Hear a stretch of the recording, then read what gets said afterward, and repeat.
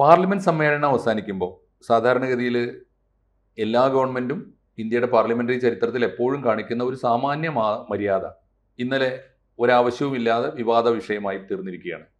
കാര്യം ഇതാണ്, പാർലമെന്റ് സമ്മേളനം ഒരു സെഷൻ അവസാനിക്കുമ്പോൾ പ്രധാനമന്ത്രി പാർലമെന്റിലെ എല്ലാ കക്ഷി നേതാക്കളെയും പ്രധാനപ്പെട്ട MP-മാരെയും ഒക്കെ ഒരു ചായ സൽക്കാരത്തിന് വിളിക്കും.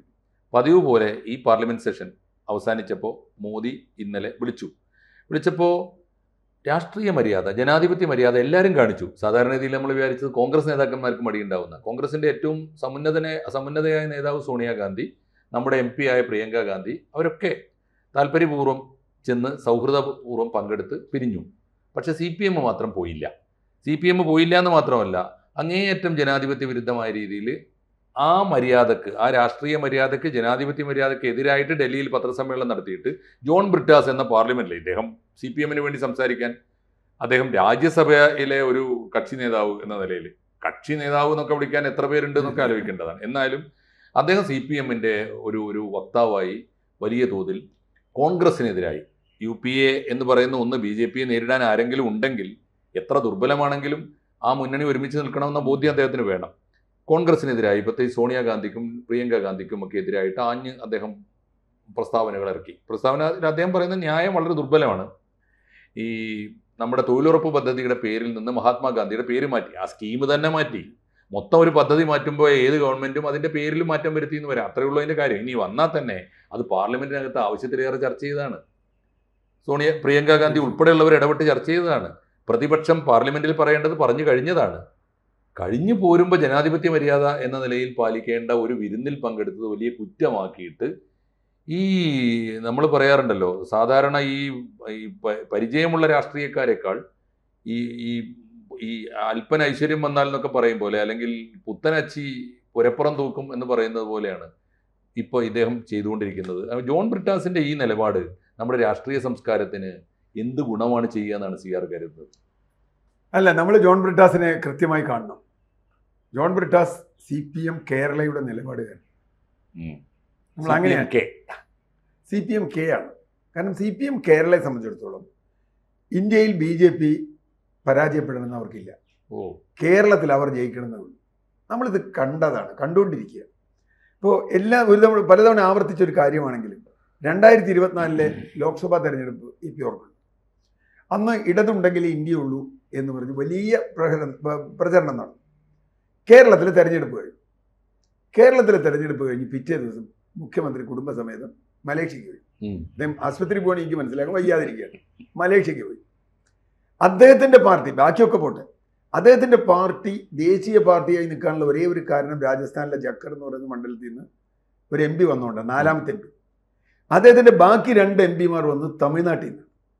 തമിഴ്നാട്ടിൽ 2 MP-മാർ, 2 സ്ഥാനാർത്ഥികൾ മത്സരിക്കുന്നുണ്ട്. ഒരു തവണ തമിഴ്നാട്ടിലൊന്ന് കടന്നു ചെന്നിട്ട് തൻ്റെ സ്ഥാനാർത്ഥിക്ക് വോട്ട് ചോദിക്കാൻ അദ്ദേഹം പോയില്ലല്ലോ. മധുരയിലോ കോയമ്പത്തൂരോ ഒക്കെ ഉണ്ടല്ലോ, മധുരയിൽ മത്സരിച്ചല്ലോ. പാർട്ടി കോൺഗ്രസ് നടന്ന മധുരയാണ്. അവിടെ പോയില്ലേ, ഞങ്ങളിതാ എൻ്റെ സ്ഥാനാർത്ഥിക്ക് വോട്ട് ചെയ്യണം. കാരണം CPM-ന്റെ സ്റ്റാർ ക്യാമ്പയിനറാണ് അദ്ദേഹം. MA ബേബി ഒന്നും CPM-ന് ഒന്നുമല്ല. CPM-ൽ ഒരു നേതാവിനെ പോലും എൻ്റെ ഒരു അറിവില്ല. കേരള മുഖ്യമന്ത്രി എന്നുള്ള എനിക്ക് പിണറായി വിജയനാണ് അതിൻ്റെ സോൾ. അദ്ദേഹം പോയില്ല.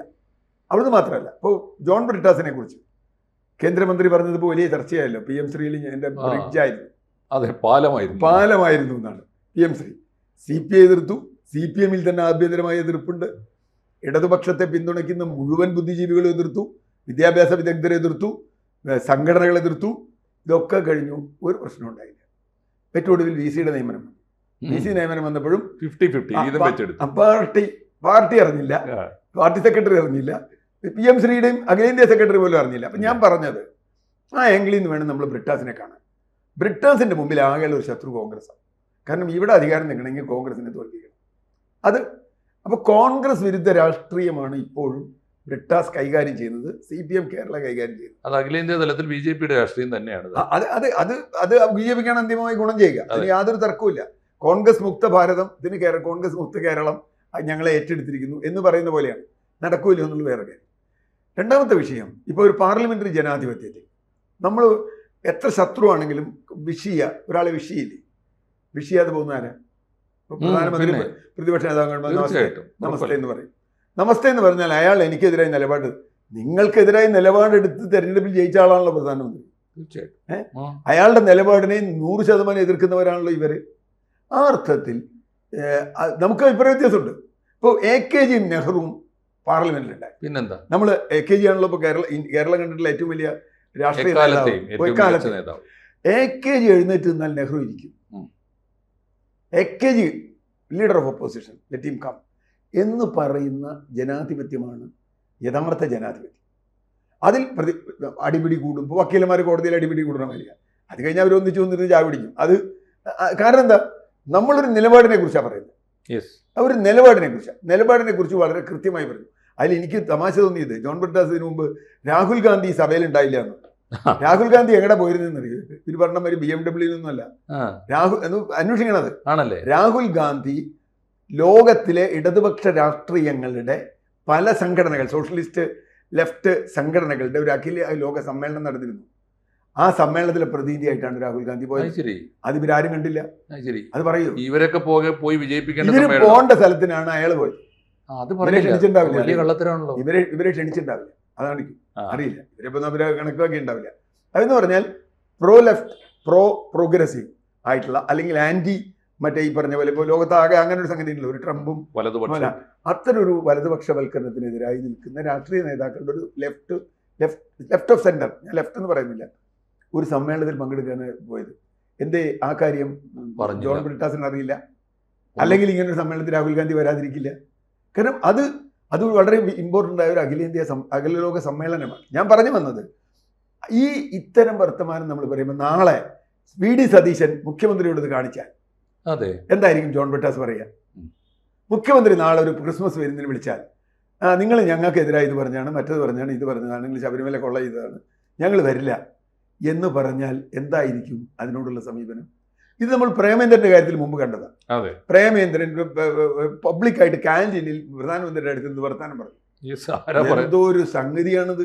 പ്രേമേന്ദ്രനോളം ശക്തമായി മോദിക്കെതിരായിട്ട് പാർലമെന്റ് സംസാരിച്ച ഒരു MP ഇല്ല. പാർലമെന്റിൽ കേരളത്തിൽ നിന്ന് പോയിട്ടുള്ള എല്ലാ MP-മാരെക്കാളും വൈബ്രന്റായി വിഷയം പഠിച്ച് അവതരിപ്പിക്കാൻ കഴിയുന്ന ഒരു MP ആണ് പ്രേമേന്ദ്രൻ എന്നുള്ള എന്നോട് അയാൾ അവാർഡ് കിട്ടുന്നു. ഞാൻ പറഞ്ഞ അവാർഡ് കിട്ടുന്ന ഒരു വലിയ കാര്യമായിട്ടല്ല, ഒരു അനുമതി, സത്യമാണ്, അംഗീകാരം കിട്ടുന്നു. നമ്മൾ കേൾക്കുന്നതല്ലേ.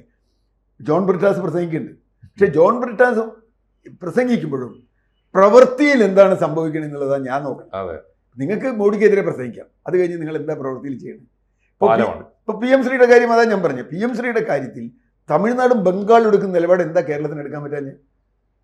PM ശ്രീ നാളെ ഒരു ചർച്ച വന്നാൽ ഇയാളെന്താ ചെയ്യുക? ഈ ബ്രിട്ടാസ് എന്താ ചെയ്യുക? നാളെ PM ശ്രീ കോൺഗ്രസ് അവിടെ ഉന്നയിച്ചാൽ, അല്ലെങ്കിൽ ആരെങ്കിലും ഉന്നയിച്ചാൽ ഇവരെന്ത് പറയാൻ പറ്റും? ഇപ്പൊ പ്രശ്നം എന്താണെന്ന് വെച്ചാൽ, പാർലമെന്റ് ജനാധിപത്യത്തെ ഇപ്പോഴും മനസ്സിലാക്കാൻ CPM-ന് പൂർണ്ണമായും ആയിട്ടില്ല. ഞാൻ അന്ന് കാണുന്ന ഒരാളാണ്. അവരിപ്പോഴും ആ പഴയ എന്താ പറയുക കമ്മ്യൂണിസ്റ്റ് ഐഡിയോളജി വെച്ച് പാർലമെന്റ് അല്ലെങ്കിൽ തുറന്ന ചർച്ച, പരസ്പര ആശയവിനിമയം എന്ന് പറയുന്ന തലത്തിലേക്ക് CPM-ന് എത്തിയില്ല.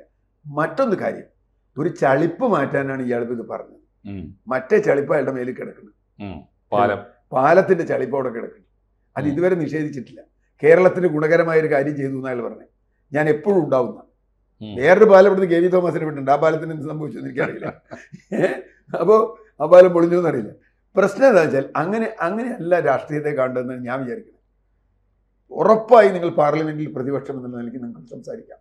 സോണിയാഗാന്ധി സംസാരിച്ചു, പ്രിയങ്ക ഗാന്ധി സംസാരിച്ചു, കോൺഗ്രസ് മെമ്പർ. പക്ഷേ ഇതിന് നമ്മൾ CPM എന്നൊരു പാർട്ടിയുടെ മൊത്തം കുറ്റപ്പെടുത്തുന്നതിൽ കാര്യമുണ്ടോ? ഇദ്ദേഹത്തിന്റെ ഒരു പരിചയക്കുറവും ജനാധിപത്യ മര്യാദ അറിവില്ലായ്മയും. ഇപ്പോൾ ഓഫ് കോഴ്സ് അവിടെ ഇപ്പോൾ MA ബേബി ആയിരുന്നു ആ സ്ഥാനത്തെങ്കിൽ ഇങ്ങനെ പെരുമാറുമെന്ന് തോന്നുന്നുണ്ടോ CR? ഒരിക്കലുമില്ല. അതാ ഞാൻ പറഞ്ഞത്. CPM-ൽ ഇത് CPM-Kയുടെ ഭാഗമാണ്. കാരണം ഇദ്ദേഹത്തിന് ഇവിടെ എന്താ പ്രശ്നം? കമ്മ്യൂണിസ്റ്റുകാർ ലോകത്ത് മുഴുവൻ അനുഭവിച്ചിട്ടുള്ള ഒരു കാര്യമുണ്ട്. ഈ ഒരു നേതാവിൽ വിശ്വസിക്കുകയും അയാളെ പ്രശംസിക്കുകയും അയാളുടെ കൂടെ നിൽക്കുകയും അയാളാണ് ലോകത്തിന് മുഴുവൻ ആണിയായിട്ടുള്ളതെന്ന് പറയുകയും എന്ന് പറഞ്ഞിട്ട് അയാളെ പുകഴ്ത്തി അയാളുടെ കൂടെ നിന്നിട്ട് അവസാനം അയാളങ്ങ് തകർന്നു കഴിയുമ്പോൾ പാർട്ടിയും തകരും, പൊടി പോലും ഇല്ല കണ്ടുപിടിക്കുക എന്നുള്ള നിലയ്ക്കാവും. അതാ ഞാൻ പറഞ്ഞത്, ഒരു ജനാധിപത്യ സമൂഹത്തിൽ എങ്ങനെയാണ് ഒരു രാഷ്ട്രീയ പാർട്ടി പ്രവർത്തിക്കേണ്ടത് എന്ന് പലപ്പോഴും CPM-ന് അറിയുന്നില്ല. അത് CPM-ന്റെ എല്ലാവരും അല്ല ഞാൻ പറഞ്ഞു. ഇപ്പൊ ബേബിയെ പോലെയുള്ള ആളുകളോ അല്ലെങ്കിൽ സുരേഷ് കുറുപ്പിനെ ഇഷ്ടംപോലെ ആളുകളുണ്ട് നന്നായി സംവാദം നടത്താൻ കഴിയുന്നത്. ഇവരെ സംബന്ധിച്ചിടത്തോളം ഒരു സംവാദത്തിന് സാധ്യതയില്ല. അതൊരു പിണറായി മോഡലാണെന്നാണ് ഞാൻ പറയുള്ളൂ. അത് പിണറായി സംവാദത്തിന് വരില്ല. പിണറായി എപ്പോഴും ഇങ്ങനെ മോഡിയുടെ ടൈപ്പല്ലേ, അങ്ങോട്ട് പറയല്ലോ. പത്രക്കാർ ചോദിച്ചാൽ പോലും സെലക്ടഡ് ചോദ്യത്തിന് ഉത്തരം പറയുള്ളൂ, അത്രേ ഉള്ളൂ. അല്ലാണ്ട് വഴിയിൽ നിർത്തി പിണറായിയോട് എന്തെങ്കിലും ചോദിച്ചാൽ എങ്ങനെ എന്തെങ്കിലും പറയും. മാത്രമല്ല എഴുതി കൊണ്ടുവന്നതിൽ എന്തെങ്കിലും മാറിപ്പോയാലും പ്രശ്നമാണ്. ഇപ്പൊ നേരെ മറിച്ച് ഇപ്പോൾ രാഹുൽ ഗാന്ധി ഇന്ത്യ മുഴുവൻ നടന്ന് കണ്ട പത്രക്കാർ മുഴുവൻ ഇടമക്കിട്ട് കയറി. അതെ അതെ, എല്ലാ പത്രക്കാരും കയറി. എവിടെ നിർത്തി അയാളോട് ചോദിച്ചാലും പത്രക്കാർ ചോദിച്ചാലും നാട്ടുകാർ ചോദിച്ചാലും മറുപടി പറയും. അല്ല ഇപ്പോൾ മൊത്തത്തിലേ ഇപ്പോൾ ബ്രിട്ടാസിലേക്ക് തന്നെ വന്നാൽ, ബ്രിട്ടാസിന് അദ്ദേഹത്തിന്റെ പാർലമെന്ററി പ്രസംഗങ്ങൾ പോലും കേരളത്തിലെ ഈ സൈബർ ഗുണ്ടകൾക്ക് വേണ്ടി നടത്തുന്ന പ്രസംഗമാണെന്ന് പലപ്പോഴും തോന്നുന്നു. അദ്ദേഹത്തിന് വ്യക്തിപരമായ അജണ്ട ഇതിൽ വളരെ കൂടുതലാണെന്ന് എനിക്ക് തോന്നുന്നു. അല്ല, അതുണ്ടാവും. രാഷ്ട്രീയ നേതാക്കൾക്ക് ചിലപ്പോൾ വ്യക്തിപരമായ പാർലമെന്റേറിയൻസിന് വേണ്ടിയിട്ടല്ല, പാർലമെന്റിന് വേണ്ടിയല്ല അല്ല, സംസാരിക്കുന്നത്. അതൊരു പ്രശ്നമാണ്. അത് എത്രത്തോളം ആ പറയുന്ന കാര്യത്തിൽ സ്റ്റഫ് ഉണ്ട് അതെ എന്നതൊക്കെ ആശ്രയിച്ചിരിക്കും. ഞാൻ 1-2 പ്രസംഗം അങ്ങേരുടെ കേട്ടിട്ടുണ്ട്, നല്ല പ്രസംഗമാണ്. നമ്മൾ അത് പറയേണ്ട കാര്യമില്ല. നല്ല പ്രസംഗങ്ങൾ അങ്ങേരുടെ കേട്ടിട്ടുണ്ട്, രാഷ്ട്രീയമായി ക്ലാരിറ്റിയുള്ള പ്രസംഗങ്ങൾ കേട്ടിട്ടുണ്ട്. പക്ഷെ പ്രസംഗം അവിടെയാണ് എൻ്റെ പോയിന്റ്. പ്രസംഗം മതിയോ? നിങ്ങളുടെ പ്രവൃത്തിയിൽ നിങ്ങൾ എങ്ങനെ നിൽക്കുന്നു? ഇപ്പോൾ ഈ നേരത്തെ പറഞ്ഞ 3 കാര്യം. ഇപ്പോൾ തൊഴിൽ നിയമത്തിനെതിരെ ഫെബ്രുവരി 12 അഖിലേന്ത്യാ തലത്തിൽ തൊഴിലാളി സംഘടന പണിമുടക്കുന്ന നാളെ അതിനുവേണ്ടി ബ്രിട്ടാസ് പ്രസംഗിക്കും. പക്ഷെ ആ തൊഴിൽ നിയമം ഇവിടെ നടപ്പാക്കി കഴിഞ്ഞു. ഓൾമോസ്റ്റ് അതെ, PM ശ്രീ ഇവിടെ പകുതി നടപ്പാക്കി കഴിഞ്ഞു. അപ്പോൾ VC-യുടെ നിയമനത്തിൽ നടപ്പായി. അപ്പോൾ എന്ന് പറഞ്ഞാൽ നിങ്ങൾ എവിടെയാണ്? ഇപ്പോൾ ഇനി ആദ്യം പറഞ്ഞൊരു കാര്യം, മോഡിയെ നേരിടാനാണ് നിങ്ങളുടെ ലക്ഷ്യമെങ്കിൽ അത് കേരളത്തിൽ മാത്രം പറ്റില്ല, ഇന്ത്യയിൽ ഒട്ടാകെ അങ്ങനെ നേരിടണമെങ്കിൽ തീർച്ചയായും ഒരു ജനാധിപത്യ ഐക്യം വേണം. ജോൺ ബ്രിട്ടാസിന്റെ പാർട്ടി അല്ലല്ലോ സോണിയാഗാന്ധി, അല്ല, ഒരു വേറൊരു പാർട്ടിയാണ്. അവർക്ക് അവർ നിലപാടെടുക്കാം. ഇപ്പോൾ വേറെ ആളുകളും പോയിട്ടുണ്ടാവും. നാളെ RJDയുടെ ആൾ പോയിട്ടുണ്ടോ എന്ന് എനിക്കറിയില്ല, പോയിട്ടുണ്ടാവും. അപ്പോൾ RJDക്കെതിരെ അയാൾ പറയും. അയാളുടെ കൂടെ ഉണ്ട് ഇവിടെ RJD. മുലായം സിംഗ് യാദവിന്റെ പാർട്ടി പോയിട്ടുണ്ടാവും. വേറെ ഏതെങ്കിലും DMK പോയിട്ടുണ്ടോ നോക്കണം, ഡീറ്റെയിൽസ് എടുക്കാം. പോയിട്ടുണ്ടാവും. DMK പോയിട്ടുണ്ടാവും. ഇയാൾ DMKക്കെതിരെ പറയുമോ? അപ്പോൾ ഇയാളുടെ സ്വാർത്ഥത മാത്രം. എന്തുകൊണ്ടാണ് DMKക്കെതിരെ പറയാതെ? DMK ഇതേ പ്രതിപക്ഷത്തിൻ്റെ അല്ലേ, ഇന്ത്യ മുന്നണിയുടെ ആളുകൾ. അപ്പം ഞാൻ പറഞ്ഞു, അങ്ങനെയാണെങ്കിൽ പോയ മുഴുവൻ ആളുകളോടും പറയണം, ഏത് DMK പോകാൻ പാടില്ല പറയണം. അത് പറയാം, ഇയാൾക്ക് എന്താ അവകാശം? ആകെ പറയുന്ന ന്യായം മഹാത്മാഗാന്ധിയുടെ പേര് മറ്റേ തൊഴിലുറപ്പ് പദ്ധതിയിൽ നിന്ന് മാറ്റിയെന്നാണ്. ആ പദ്ധതി തന്നെ മാറ്റിയപ്പോൾ ഒരു ഗവൺമെന്റ് അതിന്റെ പേര് ആ പദ്ധതി മാറ്റിയതും ആ പദ്ധതിയുടെ മാറിയതും നമുക്ക് വേറെ ചർച്ച ചെയ്യേണ്ട വിഷയമാണ്. മഹാത്മാഗാന്ധിയുടെ പേര് BJP സർക്കാർ മാറ്റുന്നതിൽ ഞാനൊരു അത്ഭുതം കാണുന്നില്ല. അതിനാണ് അവര് BJP അധികാരത്തിൽ വന്നത് അതിനു വേണ്ടിയാണ്. അതിന്റെ കൂടെ റാം എന്ന് ചേർത്തിട്ടുണ്ട്. അപ്പോൾ അതുകൊണ്ട് അത് എതിർക്കപ്പെടണം. അതിനെ 100% എതിർക്കപ്പെടും. ഞാൻ പക്ഷെ അതിനേക്കാൾ കൂടുതൽ അതിലെതിർക്കുന്ന വേറെ ഘടകങ്ങളുണ്ട്. സംസ്ഥാനത്തിന് കൂടുതൽ ഭാരം 60-40 ആക്കുന്നു. ഏരിയ സെലക്ട് ചെയ്യുന്നത്, നമ്പർ സെലക്ട് ചെയ്യുന്നത് സ്റ്റേറ്റ് സെന്ററാണ് ഇനി ആണ്. പക്ഷെ പോസിറ്റീവായ കാര്യമുള്ളത് 125 days അല്ല. പക്ഷെ ഒരു കുഴപ്പമുണ്ട്, എത്ര പേർക്ക് വേണമെന്നുള്ളത് തീരുമാനിക്കുന്ന സെന്ററാ, ഏത് ഏരിയയിൽ വേണം തീരുമാനിക്കുന്ന സെന്ററാ. അത് നിയമം വായിച്ചാൽ മനസ്സിലാവും. അവിടെ ഒരു പ്രശ്നമുണ്ട്. ഇപ്പോൾ വയനാട് നാളെ വേണ്ടാന്ന് തീരുമാനിച്ചാൽ, അല്ലെങ്കിൽ മലപ്പുറം ജില്ലയിൽ തൊഴിലുറപ്പ് വേണ്ട എന്ന് സെൻട്രൽ ഗവൺമെന്റ് തീരുമാനിച്ചാൽ അതിനുള്ള റൈറ്റ് ഉണ്ടല്ലേ? അവർക്ക് റൈറ്റ് ഉണ്ട്. മലപ്പുറത്ത് വലിയ ദാരിദ്ര്യമൊന്നുമില്ല, അവിടെ അത് ആവശ്യമില്ല എന്ന് തീരുമാനിക്കാൻ ന്യായങ്ങളുണ്ടല്ലോ. അപ്പോൾ അതുകൊണ്ട് ഞാൻ പറയുന്നത്, ഞാൻ ആ പുതിയ ഇതിനെ ശക്തമായി എതിർക്കുന്നു. കേവലം മഹാത്മാഗാന്ധിയുടെ പേര് പോയി എന്നുള്ളത് മാത്രമല്ല, അടിസ്ഥാന നയത്തിൽ തന്നെ കേരളം പോലൊരു സംസ്ഥാനത്തിന്, പ്രത്യേകിച്ചും ഈ സാമ്പത്തിക ബാധ്യതയൊക്കെ ഉള്ള സംസ്ഥാനത്തിൻ്റെ മേൽ ഇത് വലിയൊരു ബാധ്യത വരും. ഇവർക്ക് കൊടുക്കാൻ കഴിയാതെ വരും. അത് വലിയ പ്രതിസന്ധിയാവും. പക്ഷേ അതൊക്കെ ഉണ്ടെങ്കിലും, നമ്മളിതിനൊക്കെ എതിർക്കുമെങ്കിലും, നമ്മളൊരു പാർലമെന്റിന്റെ ഒരു നടപടിക്രമം എന്ന നിലയ്ക്ക് ജനാധിപത്യ മര്യാദ പാലിക്കേണ്ടതാണ്. സ്വന്തം അഖിലേന്ത്യാ തലത്തിലുള്ള ഘടകകക്ഷിയാണ് ഇദ്ദേഹം വിമർശിക്കുന്നത്, ദേശീയമായ നയമില്ലാത്തതിൻ്റെ ഒരു കുറവ്. തീർച്ചയായിട്ടും CPM-ന് ജോൺ ബ്രിട്ടാസിന്റെ ഈ സ്റ്റേറ്റ്മെന്റ് രാഷ്ട്രീയമായി ദോഷമാണ് ഉണ്ടാക്കുക, അല്ലെങ്കിൽ അത് അവരുടെ ഒരു അന്തസ്സിനെയാണ് ബാധിക്കുക എന്ന് തോന്നുന്നുണ്ടോ? അല്ല, കേരളത്തിൽ അതാണ് ഞാൻ പറഞ്ഞത്. ജോൺ ബ്രിട്ടാസിനും CPM-നും കേരളം മാത്രമേ ഇന്ത്യയുള്ളൂ. അതുകൊണ്ട് കോൺഗ്രസിനെ രാഹുൽ ഗാന്ധിയും പ്രിയങ്ക ഗാന്ധിയും വിമർശിച്ചാൽ ഇവിടെ കയ്യടി കിട്ടും. അത് മാത്രം മതി. അതല്ല രാഷ്ട്രീയം, ഇന്ത്യൻ രാഷ്ട്രീയം അതല്ല. അത് മനസ്സിലാക്കാൻ അദ്ദേഹം പാർലമെന്റിലായിരിക്കണം, അസംബ്ലിയിലല്ല. കേരള നിയമസഭയിലായിരിക്കണമെങ്കിൽ ഇതൊക്കെ ശരിയാണ്. പാർലമെന്റിലിരിക്കുമ്പോൾ അവരെ കൂട്ടിച്ചേർപ്പ് ഹർകിഷൻസും സുർജിത്തും ചെയ്തൊരു പണി ഉണ്ടായിരുന്നു, ഓർമ്മയില്ലേ? 2004 എങ്ങനെയാണ് UPA ഗവൺമെന്റ് ഫോം ചെയ്തത്? ഹർകിഷൻസും സുർജിത്ത് എന്ന് പറയുന്ന ആൾ എത്ര പ്രാവശ്യം സോണിയാഗാന്ധിയെ കണ്ടു, എത്ര പ്രാവശ്യം മുലായം സിംഗ് യാദവിനെ കണ്ടു, എത്ര പ്രാവശ്യം ലല്ലു പ്രസാദ് യാദവിനെ കണ്ടു. അങ്ങനെ ഒരു ബദലിനെ കുറിച്ചൊന്നും ഇന്ന് ഇവർക്ക് ആലോചിക്കാൻ, ഇന്നിപ്പോ ഇവർക്ക് ബദലില്ല. ഇവരെ സംബന്ധിച്ചോളം BJPക്ക് ബദൽ CPM-ന് ആവശ്യമില്ല ഇന്ത്യയിൽ. അതാണ് കാര്യം. ആ രാഷ്ട്രീയത്തിലുണ്ടായ ഒരു അപജയമാണ് ഞാൻ കാണുന്നത്. എന്തായാലും കേരളമല്ല ഇന്ത്യ ആ. എന്ന് ഓർമ്മിപ്പിക്കാം തൽക്കാലം നമുക്ക് ബ്രിട്ടാസിന്. ഓക്കെ. കൂടുതൽ വാർത്തകളും വിശേഷങ്ങളും നിങ്ങളിലേക്ക് എത്താൻ ABC മലയാളം സബ്സ്ക്രൈബ് ചെയ്യുക, ബെൽബട്ടനും അമർത്തുക.